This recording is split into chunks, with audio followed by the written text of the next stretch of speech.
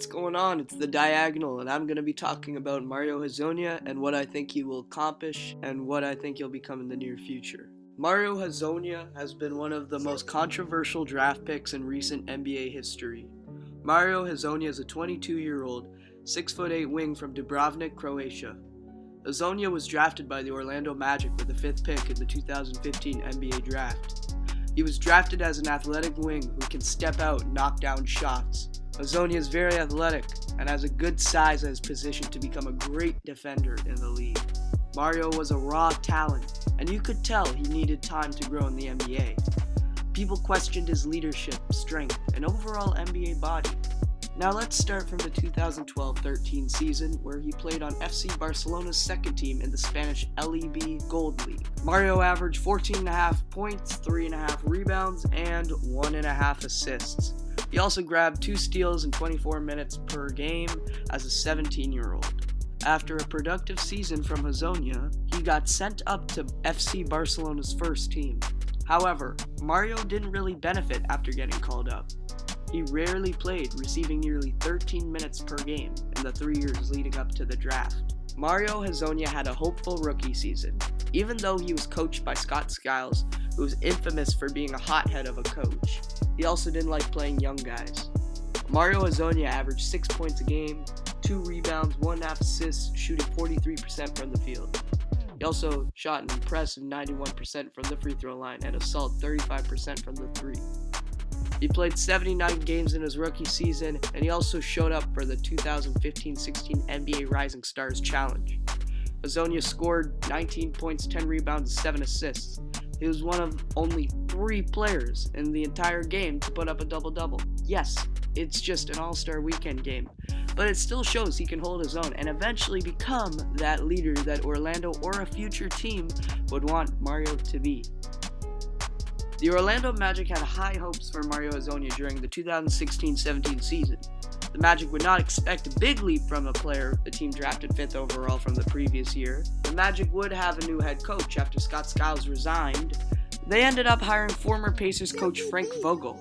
Ironically, under Vogel, Hezonja saw his minutes decrease.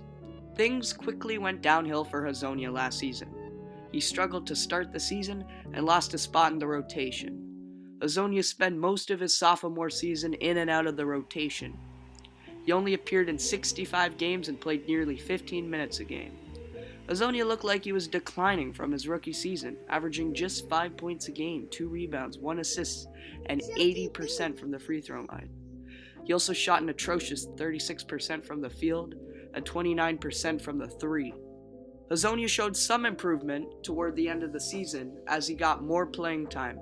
A potential reason for this terrible season could be from an injury. Hezonja said a lingering tendon injury slowed him throughout the season and ultimately prevented him from playing in the Eurobasket for Croatia this past summer.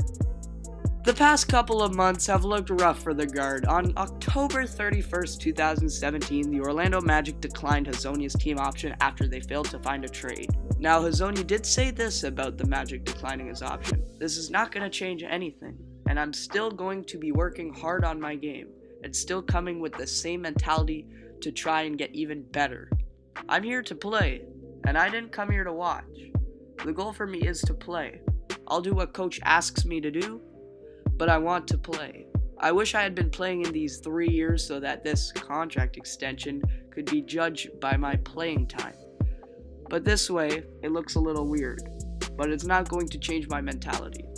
He then goes on to say this: "I still remain confident. This is not going to change me as a person or a player. I still want to be the best, and I'm still going to be working as hard as anybody."